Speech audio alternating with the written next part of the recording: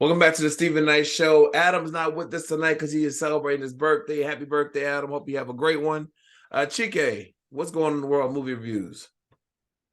Well, the movie reviews is Chike did not go to the movie theater, but Chike did absorb some content. Okay. Um, I watched a good, I like my true crimes. A good one on Peacock is called "Who Killed Robert Wong." It's 2 episodes, and it talks about the 2006 murder of Robert Wong. Apparently, Mr. Wong, he was a lawyer, and he spent the night over his and this all happened in DC. He spent the night over his friend's house. His friends were three gentlemen that had a townhome together in the DuPont Circle area of DC. And he worked in the city, but he lived on the outskirts of the city, and he was working late, and he decided to stay at his friend's house. And stayed at the friend's house. They had a power outage at the home. When the power came back on, they found him dead. Mm. 3 knife wounds to the chest, minimal blood, and the murder weapon was laying on a nightstand or a table near the bed. Wow. It was allegedly that someone came in and murdered him without stealing anything, without any clear evidence that someone's been in the home, and without any of the other three gentlemen ever hearing about anyone coming in the home. It was really, really, really interesting. And the way that they broke it down and they dissected it, in interrogating the three gentlemen and just different suspicious things that were going on that the cop was noticing when they came in. It's long and drawn out, but it's only 2 episodes. But I say long and drawn out because it's very detailed. Like you actually go along with them as they try to solve the crime. It's pretty interesting. I found it very interesting because I love crime stories like that. So Yeah. if you want an interesting true crime story, definitely check it out. It's on Peacock called "Who Killed Robert Wong." Second thing I saw was drama, was docu series called "The 12th Victim," and that's another true crime situation, and it's pretty much about the woman and the gentleman that starred in the movie California, um, Natural Born Killers. It was a Bonnie and Clyde situation. A male and a female was traveling across state on a killing spree. And when they finally caught up to them, they arrested them. The gentleman got the death penalty, but the woman's defense was she was also a victim. She was going along because she was in fear for her life. Mm. However, some of the evidence proves that she could have possibly been involved in some of the killing. So that's a pretty interesting one too. Yeah. I love stuff that ends in a court drama. It's just so dramatic. Yeah. Um, I'm watching the series Yellow Jackets, but they just started their second season. If you haven't watched the show, it's one of the best shows on TV. A group of girls play on a soccer team. They go away. They're on a championship run. They're going to go in a championship game. Plane goes down. They're stranded, and it shows them as children. Then it also shows them as adults in the aftermath of the accident. That was Mm. the first season. Second season picks right up at the cliffhanger of the first season, and it's full throttle. Like it's action and drama right from the beginning. So that's off to a good start for the second season. So definitely check that out. And of course, Steven, I don't know if you had a chance to watch any of that Swarm show. Have you seen I any of that? I tried. I turned it off during the second season, the second episode. Really? Why? No, Explain. it was too weird for me. Really? That's Donald Glover, man. Yeah. So I learned over the weekend that Malia Obama wrote some of the episodes, Yeah. which is Yeah. pretty interesting. Yeah. I saw that. I'm curious to know how Miss Beyonce Carter feels about the show. I'm sure she probably sits back and laughs, Yeah. or maybe not, or maybe not, Well, maybe not. so they interviewed the main character, can't think of her name, and Dominic Fishback. she was on Tamara Hall show, and she Mm-hmm. asked her, was there that Beyonce character, what, or the star, was that Mm-hmm. based on Beyonce? And she said that we all know that everyone loves Beyonce, but that's a alternative universe, and it's not Beyonce. But you think about it, Beehive, Swarm. Um, But so in the disclaimer for the show, they tell you that it's intentionally done. They tell you that in the mhm. disclaimer for the show. And you know, it's so I don't know how people are looking at it, but when you look at it and you dissect it and you pick apart, you can't help but to make the comparison, Right, especially the part where spoiler alert, right. the part where she goes to the party and the superstar in the show gets bit by someone, Mm, mm, and the girl escapes from the site, and there's two gentlemen sitting there, and he says out of the blue, because I had to figure out, like, why did he say this. He says, he said, who was that? He was like, that was the girl from Love and Basketball, right? mm, mm. So she ran out. Well, If you don't know pop culture and what's but going on in pop also, culture, did you see when she was watching TV and the person on TV was talking about her? And she said, "Listen, this is a woman who just had twins. You know what I mean? Beyonce has yes, twins. You know what I mean? So I'm like, how can it not be about be Beyonce based on Beyonce?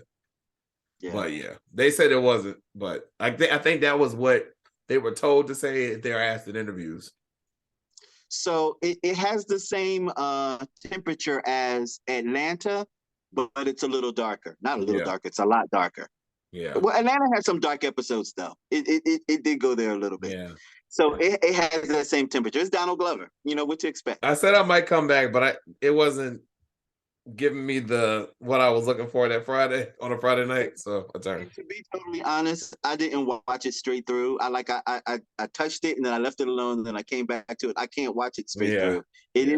is it's a little intense in parts. It is. It is. Yeah. Well, is that all you? Is that your? That's what you wanted to Yeah, cover? Okay. I'm good. Well, I talked about Swarm. I watched 2 episodes, maybe. I don't even know if I finished the second one. And then, but on Prison is a new show on Hulu. Kerry Washington and Kelvin Witherspoon, they're the main characters, and it's based on Kerry Washington's character. She was put through foster care because her dad was out of prison. Her mom left her, and her dad gets out after 17 years Wait a in minute, who stars in that with her? Who's it? Kelvin Washington. Kerry Washington and I mean, Delroy Lindo, right? Kelvin. I'm sorry, Kelvin Witherspoon. Kelvin Witherspoon. If you see his Delroy face, Lindo is not in that. who? Delroy Lindo, he's not in that. Oh, maybe I said the wrong person's name. Hold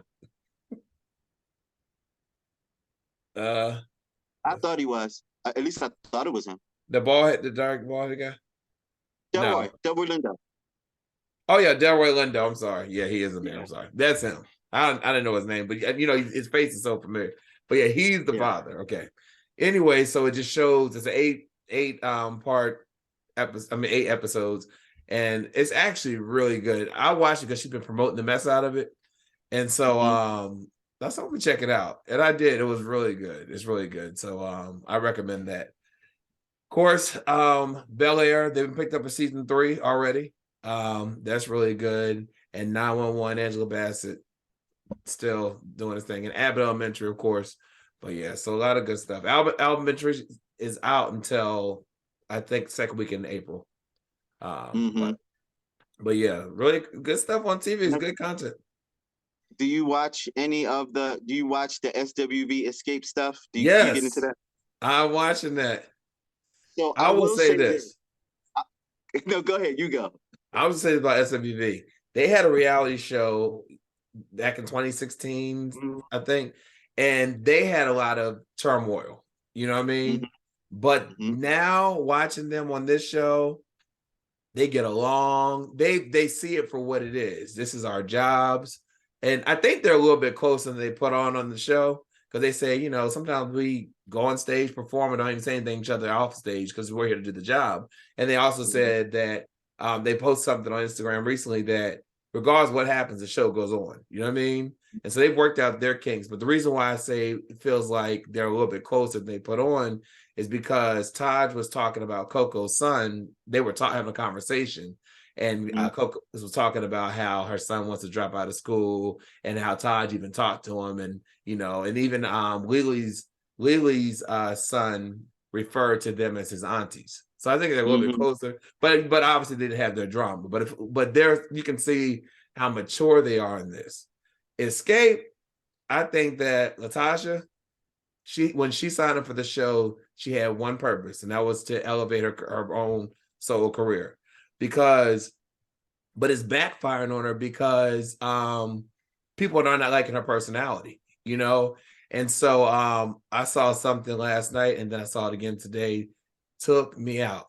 So she has her new single out, gospel single out, and I've seen other artists do this where they're singing some of it, and then they put the mic out with the background and the so people can like do it side by side on social media. And someone did it, and they're making reference to her paying back her sister the $30,000 that she owes her. She said, because her song, she's saying pray, pray. This person saying pay, pay your sister. And look, it was so funny that even Tiny reposted it. She said, I love the laugh. Wow. I love the laugh, and this made me laugh. And she reposted it on Twitter. It is hilarious. It is hilarious. So it's backfiring on her. She's trying to promote her single, but people are saying, pay your sister back. Then her husband did an interview that didn't look better. He was saying that the reason why the money went to the sister was because the company that distributed it got them mixed up. I don't like. No. This is a bad look. It's a bad look. It needs to be corrected. Yeah. But I'm with you, Steven. The behavior. I don't know any of their stories. Right. I'm not trying to put y'all life together, but what I do see is you have a gospel project out. Yes. Your behavior does not exhibit gospel project at all. Nope. I don't know if it's really you. I don't know if it's the way that the reality show has her looking, but it's just not looking good for you to be a gospel artist with this behavior. Just saying. She claims stuff has been edited out because she put out this video addressing certain things on the show. Everyone said it looked like she was reading from a script, and they said like it was a testimonial from Love and Hip Hop. But I mean, I know there's a lot of edits in reality TV, but just what you're seeing, like next episode, it showed Coco, Candy, and her in the studio, and they were trying to go through the songs for this show. She seemed disinterested. Candy was asking for her opinion. She was just dry, So I don't know how much editing that is. That's what you're doing, So that kind of stuff can be edited. Yeah. But because Candy is a veteran by this point, like she knows it in and out.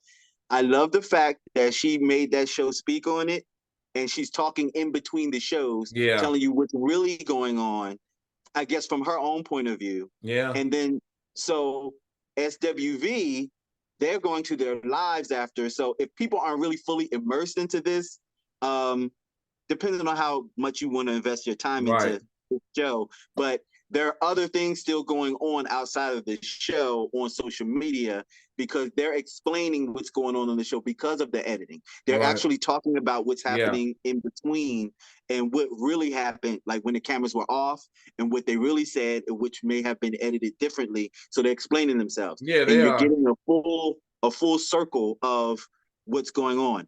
I just don't like the fact that Miss Tamar Braxton is now immersed in some more stuff. Because, like, can we stop? They're talking about Tamar and Candy. They said Candy's in 3 different arguments with 3 different people right now.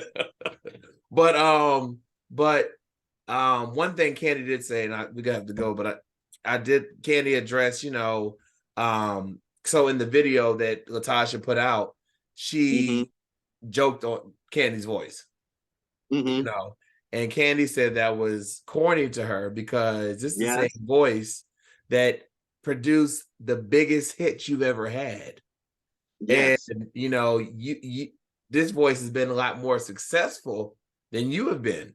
And Candy already have a #1 gospel song on Billboard. And that's what you're trying to do. So she said, people can and the public can talk about my voice. She said that doesn't really bother me, but that's my group member. We make money together.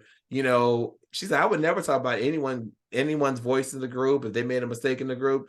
She said, and she was saying that, people are now clowning Latasha, saying that she does the same runs from 1993. And Candy said, I've thought it, but I would never have said it. You know what I mean? Yeah. So, yeah. But like you said, one thing, Candy's a businesswoman, and Candy is a reality TV vet. So, yeah, it's not looking good for Latasha. I saw a thing today saying which one would go from Escape, which y'all put out. There were a few people that said Candy because of her vocals, but most people saying Latasha. They said, but first pay your sister her $30,000 first. So let me ask you a question, and it's something that I've been floating around in my head, right? Mm-hmm. Candy being a businesswoman, what if they angled as a group, the three, Candy, Tiny, and Tamika, decided to not go forward with Tasha anymore? Well, Candy said in her recent video that she no. They've gone on without her before, and they've gone on and performed and went on tour without her. But I mean, without her being in Escape, period. No, listen. She said, I no longer want to sing with her. In her video today. Would you patronize Escape with another member? No, I think they can do it because the thing is, Tamika can hit the same notes that her sister can. She did it because with Tasha, even before the show, she wasn't showing up to some of their dates, and so Tamika had to learn her parts, so she could sing, and she hits them. She hits them, okay. So I wouldn't want to see a new person. I think those three, because one quick thing, we talk about this forever. The debate, the drama between SWV and Escape planning this concert is billing. Candy wants Escape to have top billing. SWV was like, well, we've sold way more albums than you all. We have more hits than you all. But from Candy and Tiny's perspective, we're more relevant today because of what we do. We're on TV now all the time because of our reality shows and things like that. So we're going to be the ones that put people in seats, Right. But they did decide on last night episode against Candy's. She didn't fight back against it because Latasha said, "Yeah, it should be joint billing," or but yeah. That was an interesting thing too, because SWV's been touring. They're a well-oiled machine. I have friends that have seen them recently. They said that they do kill it every time. They put on a great show. Put on a great show. And the thing is, outside of the tour they're trying to do for the show, they have other offers to do at different tours. You know what I mean? Right.